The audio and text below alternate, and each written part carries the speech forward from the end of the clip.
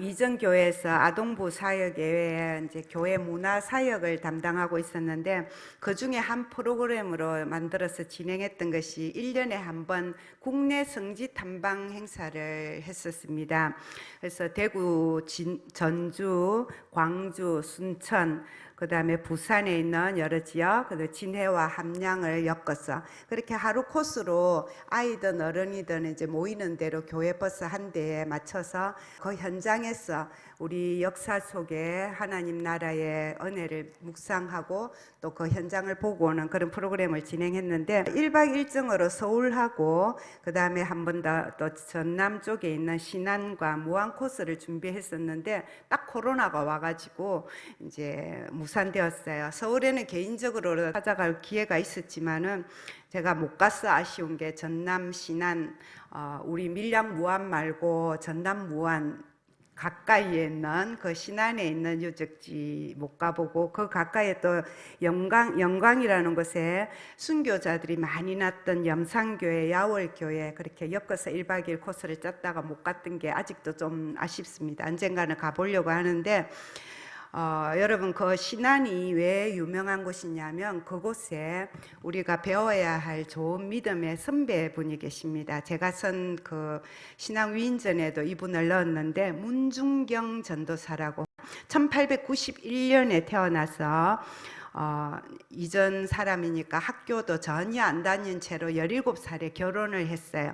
근데 결혼한 첫날부터 남편은 원래 사귀던 여자가 있어가지고 그 여자한테 가서 사는 거예요. 그럼에도 불구하고 이분이 남편도 없는 시부모님을 20년 동안이나 그렇게 잘 모시다가 두 분 다 가시고 난 다음에 목포로 나갔는데, 우연히 그 목포에서 열린 부흥에 참석을 한 겁니다. 그리고 거기에서 은혜를 받고 예수를 믿게 되었어요. 예수를 믿고 나서 이분이 고향에 들어와서 바로 전도를 하다가 2, 3년 뒤에 서울에 있는 성결교 신학교에서 신학 공부를 하고, 천사의 섬이라고 지금도 공부를 하는데, 지금은 다리가 놓여 있어요. 큰 섬에는. 그렇지만 옛날에는 섬으로만 이루어진 곳이 신안군인데, 그 제일 큰 섬이 정도라는 섬입니다. 이제 1년을 고무신이 달아서 버리는 고무신이 9컬레, 10컬레가 될 만큼 그렇게 전도를 다니고, 아픈 사람 기도해서 낫게 하고, 어려운 사람 도와주고, 아기 낳는 사람 있으면 산파 역할도 하고, 술 먹고 행패 부리는 사람 있으면 어머니처럼 꾸짖기도 하고, 배 타고 쪽배 타고 가서 이웃의 작은 섬으로도 가서 전도하고, 100개의 교회를 신안군 전체 구석구석에 설립을 할 만큼 많은 사람들을 전도했습니다. 그런데 59세에 6.25 사변을 만나가지고 공산당에게 쫓겨서 이제 목포로 추방을 됐는데, 거기서 이제 도망갈 기회가 있었지만 자기 그 제자들, 성도들 두고 갈 수 없다고 배 타고 도로 신안에 들어와서 잡혀서 총살로 순교당하는데, 그 제목이 뭐냐면 새끼를 많이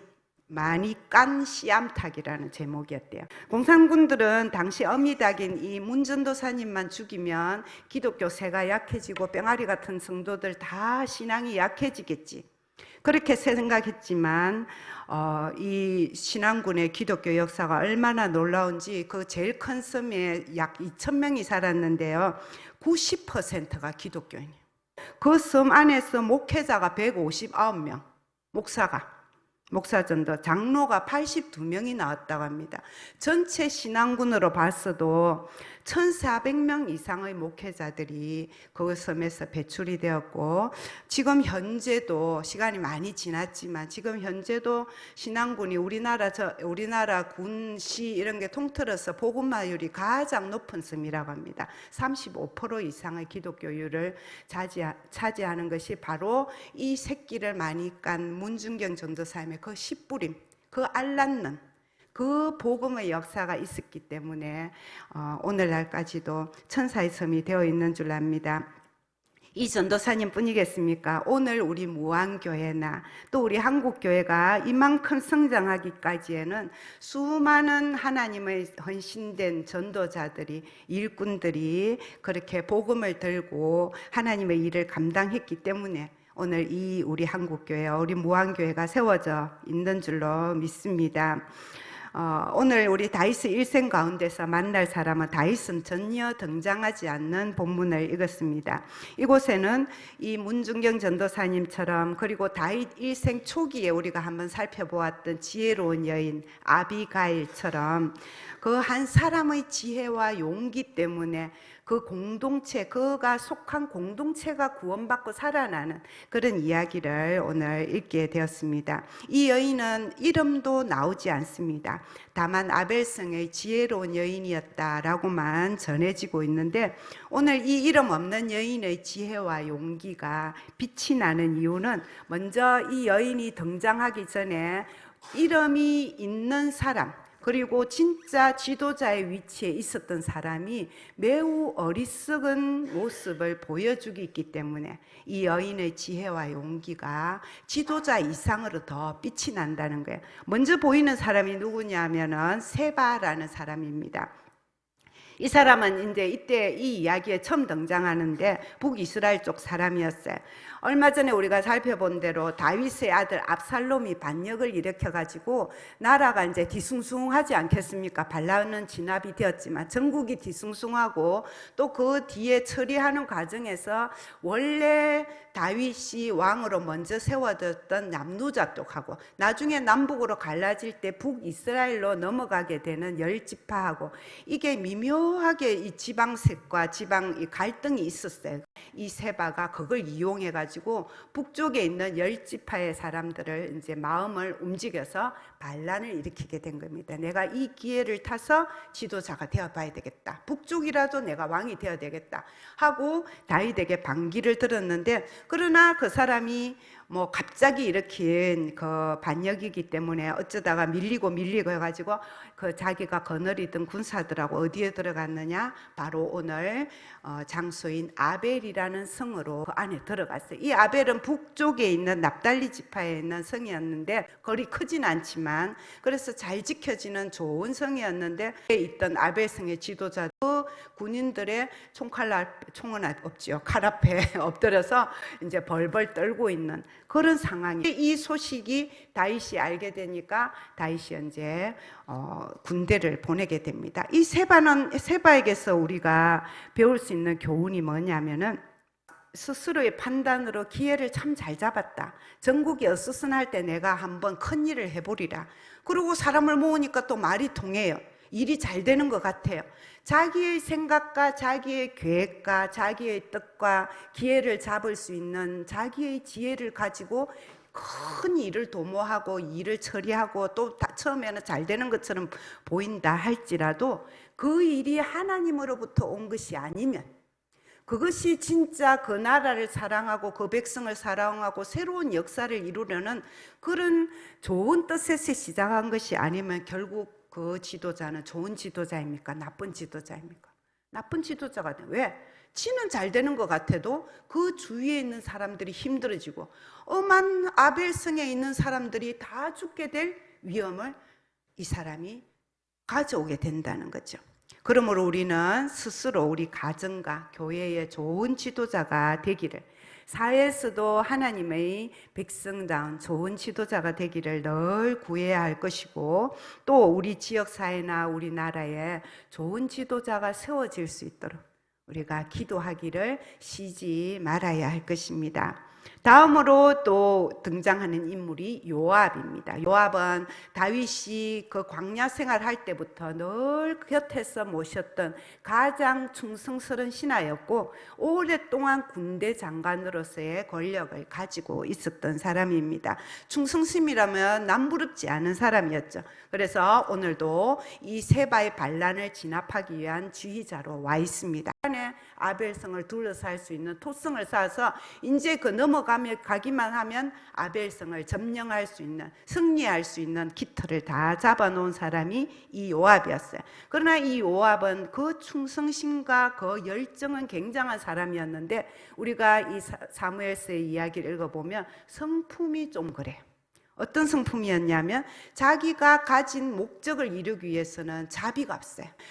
헤브론에서 다윗이 남유다만의 왕이 되었을 때 북이스라엘에서 아브넬이라는 군대 장관이 망명을 하러 옵니다. 다윗에게 항복하러 오는 거죠. 원래 정치적인 망명은 받아주잖아요. 그리고 우리가 알다시피 다윗은 그런 사람은 무조건 받아주는 사람이에요. 그러니까 이 요압이 옆에서 딱 보고 저 사람이 망명 오면 내가 가진 권한의 일부분을 다윗이 나눠줄 수도 있겠다라고 생각하고 어떻게 했을까요? 몰래 길에서 만나서 찔러 죽여버립니다. 이 압살롬이 반역을 일으켰을 때 다윗은 반란군은 진압하지만 내 아들 압살롬은 내 얼굴 봐서 좀 살려주면 좋겠다라고 부탁하고 보냈거든요. 그러나 요압은 어떻게 했어요? 반란의 수괴는 죽여야 씨를 말린다 하고 과감하게 죽여버립니다. 압살롬 직접 죽여요. 그리고 오늘 이야기 우리가 안 읽은 20장 앞부분에도 어떤 이야기가 나오느냐면 이 세바의 반란을 진압하기 위해서 요압을 안 보내고 다윗이 아마사라는 다른 군대 장관을 먼저 보냈어요.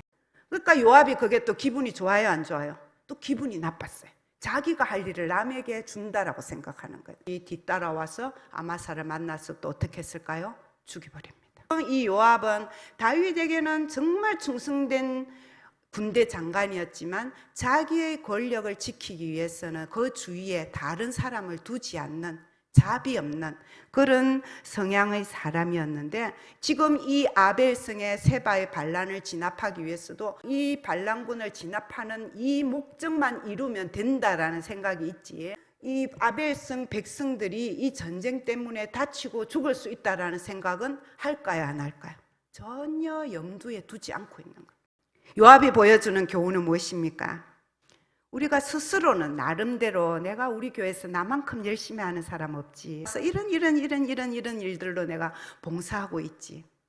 우리가 각자의 계획과 방법과 충성으로 열심을 다할 때가 있습니다. 그러나 그것이 하나님 보시기에도 하나님의 눈과 하나님의 마음과 하나님의 성품을 가지고 다른 사람을 배려하고 그 사람이 하는 일도 세워주고 칭찬하고 그런 성품으로 내가 가진 일과 내 책임과 내 권한과 내 지도자들의 역할을 잘하고 있는지, 그것을 요압의 충성을 통해서 우리가 살펴봐야 한다는 거예요. 나 때문에 내 옆에 있는 사람이 오히려 상처받을 수도 있다는 거, 그것을 우리는 늘 기억해야 할 줄 압니다. 세 번째로는요, 아벨성에 있는 장로들, 지도자들입니다. 이분들은 아벨성의 백성을 지켜야 될 권한이 있는 사람들이고 책임이 있는 사람이었음에도 불구하고 세바가 반란군을 이끌고 그 아벨성에 쳐들어와서 성을 점령했을 때 백성들을 지키기보다 세바의 그 창 앞에 엎드려서 세바의 비위를 맞추는 일을 우선시해버렸어요. 그리고 이제 요압이 성을 점령하려고 하는데 그 요압을 어떻게 설득해야 될지, 어떻게 이겨야 될지 아무런 대책이 없는 상태였어요. 우선 작은 위험을 피하려다가 큰 위험을 초래하는 어리석은 지도자들이 아벨의 장로들이었답니다. 자기들이 힘을 합치고 자기들의 지혜를 가지고 이 세바를, 나중에 보면은 세바를 물리치잖아요. 그렇죠? 할 수 있는 힘이 있는데도 불구하고 쫄렸어. 지레 겁을 먹고 그 창 앞에 굴복해버렸던 아벨의 장로들이 있었습니다. 이럴 때에 누가 나타나느냐 하면은 바로 이 이름 없는 지혜로운 여인이 성 위에 있는 가장 높은 망루 위에 올라가서 목소리를 외치기 시작하는 것입니다. 먼저 요압을 불러달라. 요압과 개인적으로 담판을 짓겠다. 아이고, 내가 여잔데 내 말 들어주겠나? 내가 뭐하러 나서지? 괜히 내가 나섰다가 끝나기도 전에 세바의 군대가 나를 죽일 수도 있는데, 그런 두려움, 그런 위험, 그런 걱정 없었겠습니까? 내가 아니어도 될 텐데. 그럼에도 불구하고 이 여인은 올라가서 요압을 불러달라. 이거 요압이 앞으로 다가오니까 단판을 짓죠. 지혜로운 여인이라고 이름이 붙은 이유는 그냥 요압 장군이요, 물러가세요, 물러가세요 하고 단순하게 부탁한 게 아니라 설득을 하는 거예요. 떼쓰는 아이를 달래는 어머니처럼. 요압 장군이요, 지금 이 성을 세바를 잡으러 와서 점령하고 있는 이 아벨성이 어떤 성인지 아시지 않습니까? 예로부터 지혜가 필요하면 아벨성으로 가라고 했던 지혜로 이름난 성입니다. 우리 이스라엘의 어머니 같은 성입니다. 대대로 오래오래 역사를 가진 성입니다. 그리고 하나님께서 세우신 여호와의 기업입니다. 아벨성의 위치가 단순히 반란군을 숨겨준 그 성이 아니라 다윗의 군대 장관이라면 지켜야 할 가치가 있는 하나님의 기업이고 어머니 같은 성이고 지혜의 성인 것을 먼저 알게 하는 거예요. 그리고 신명기 20장에 보면 모세가 남겨준 율법이 있는데 성읍을 공격하기 전에는 먼저 화해를 시도할 것이며 만일 상대가 화해를 원하면 공격하면 안 된다라는 그 하나님의 말씀까지도 기억하게 하는 거죠. 그러니까 요압 그리고 두 번째로는 요압에게 당신이 군대 장관이신 요압이 정말 원하는 게 뭐냐? 이 성을 다 함락하고 무너뜨리고 다 죽이는 게 목적이냐? 진짜 원하는 거 말해봐라. 그러니까 요압의 입으로 말하는 게 아니다. 다 죽이는 게 목적이 아니고 내 목적은 세바의 반란을 진압하고 세바만 죽이면 된다. 라고 요압의 입으로 목적을 분명하게 말하게 하는 거죠. 인식하게 하는 거죠. 예, 그럼 장군이요, 그것만 원하신다면 그거는 우리가 도와줄 수 있습니다. 세바의 머리만 던지면 그러면 물러가시겠습니까? 물러가겠다. 그 약속을 받아내는 거죠. 그러고 나서 이제 이 여인은 성 안에 있는 장로님들하고 두 번째 담판을 짓습니다. 내가 요압 장군하고 이렇게 약속을 받았으니까 당신들이 용기를 내서 저 힘을 합쳐서 저 세바를 머리만 베어서 넘기면 우리 성은 아무도 다치지 않고 다시 평화로운 일상으로 돌아갈 수 있습니다. 그 지혜로운 여인의 말을 들은 장로들도 그 말에 수긍을 하고 세바를 죽이고 그 머리를 성 밖으로 던져서 요압이 물러가게 하는 이야기가 오늘의 이야기였습니다. 지혜의 힘은 이처럼 큰 것이죠. 전도서 7장 19절 말씀 보면 지혜가 지혜자를 성읍 가운데 있는 10명의 권력자보다 더 낫다. 잠언 14장 1절 말씀해 보니까 무릇 지혜로운 여인은 그 집을 세운다라는 지혜의 말씀이 있습니다. 이 아벨성의 여인은 그 지혜와 그 용기로 성 전체를 세우고 살리는 그 일을 하게 된 것이죠. 어떻게 이런 용기와 담력이 이런 전쟁 중에 용사들보다 더한 힘으로 나타날 수 있었겠느냐 생각을 해봤습니다. 어떻게 이 여인이 이렇게 나설 수 있었을까? 이 여인에게는 요압이나 세바나 그 성의 장로들이 가지지 못한 남과 다른 탁월한 무엇 한 가지가 있었다는 거예요. 그게 뭐냐라고 생각해 보니까 바로 자기가 속한 이 공동체를 사랑하는 마음, 이걸 지켜야 되겠다는 마음이 그 앞선 세 지도자보다 누구보다도 뛰어났다는 거예요. 우리 가족을 지켜야 되겠다. 우리 성을 지켜야 되겠다. 나라도 나서 갖고 해보자. 실패하더라도 해보자. 이게 하나님 뜻이라면 하나님이 도와주실 것이다. 요압의 마음을 움직여 주실 것이고 장로들의 마음도 움직여 줄 것이다. 우리 성을 지켜줄 것이다. 그 믿음과 사랑이 있었다는 거예요. 그러니까 그 어머니와 같은 용기를 가지고 나설 수 있었다는 거예요. 여러분에게 이런 사랑이 있습니까? 여러분의 가족을 정말 내 목숨을 바쳐서라도 지켜야 되겠다는 그 사랑 있죠? 가족에 대해서. 그러면 우리 교회에 대한 사랑도 있으십니까? 우리 무한교회를 하나님의 이름 있는 교회로, 아벨성 같은 우리 교회지 않습니까? 지혜로 이름난 교회지요. 사랑으로 이름난 교회지요. 이제 정 많은 교회로 이름날 교회지요. 여호와의 기업이죠. 이 여인처럼 내가 나서서 지켜야 될 교회라는 그 사랑이 있으십니까? 우리나라에 대해서는 어떻습니까? 이렇던가 저렇던가 뉴스 보기 귀찮은데 짜증나는데 하고 제끼고 기도도 안 하고 관심도 없고 투표도 대충 하고 그러지 않습니까 혹시? 내 한 사람이 바로 쓰고 내 한 사람이 바른 판단 내리고 내 한 사람이 바른 자리에 서 있을 때 그때 지켜야 할 우리 가족이 지켜지고 우리 교회가 지켜지고 우리나라가 지켜주는 줄로 믿으시기 바랍니다. 이 아벨성의 여인과 같은 이야기가 우리나라 이상으로 가부장적이었던 구약의 이스라엘 이 성경 역사에도 제법 많이 나와요. 이름 없는 여인만 해도요, 아비멜렉이라는 사사 시대에 기드온의 아들이 스스로 왕이 되려고 나서서 가시 같은 왕이 돼가지고 백성들의 괴로움을 처하게 될 위험에 처했을 때에 한 성의 여인이 망루에 올라가가지고 소리를 외친 게 아니고 맷돌을 던져갖고 그 사람 죽여버립니다. 그래서 그 성에 위험해서 거해요. 또 앞에 우리가 안 봤는데 17장에 보면은 다윗을 돕기 위해서 대사장의 아들들이 그 기별을 가지고 몰래 밤중에 나왔는데 그때 이 압살롬의 군대가 쫓아오는데 어떻게 하느냐. 어떤 이름 없는 여인이 물이 없는 우물 속에다가 그 제사장의 두 아들을 숨겨주고 위에다가 곡식을 딱 덮어가지고 위장을 해서 숨겨주는 일이 있어요. 이름 없는 여인의 지혜가 다윗을 살리게 되는 거죠. 이름 있는 여인 중에도 또 어떤 사람이 있습니까? 민족을 살리고 가족을 살린 여호수아 시대의 라합. 두 정탐꾼을 하나님의 눈으로 바라보고 구해줬기 때문에 그 가족이 살아난 역사가 있습니다. 드보라는 사사가 되어서 민족을 구원했습니다. 에스더도 죽으면 죽으리라라는 그 용기와 담대함으로 왕 앞에 나가서 유대 민족을 그 페르시아 땅에서 살아나게 하는 힘이 되었습니다. 여러분, 우리 나라, 우리 가정, 우리 교회도 이 아벨슨과 같은 위기를 맞이할 때가 있습니다. 우리 각자의 안에도 우리를 흔드는 그런 많은 문제의 씨앗이 새밭처럼 들어와서 우리를 위험에 빠뜨릴 때가 있고, 우리 밖에도 우리를 위협하는 거대한 힘들이 언제나 시시각각으로 우리를 노리고 있습니다. 많은 가정이 부부간의 문제와 자녀 문제와 경제 문제와 건강 문제로 기도하면서 순간순간 어려운 싸움의 현장에 우리가 놓일 때가 있습니다.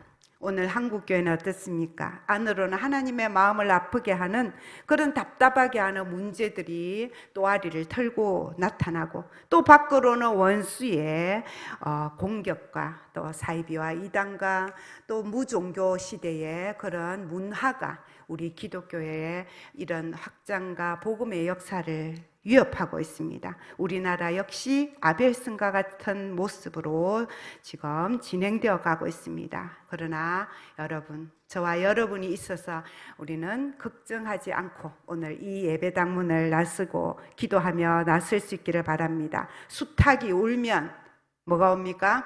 새벽이 옵니다. 암탉이 울면 어떤 일이 납니까? 알을 낳습니다.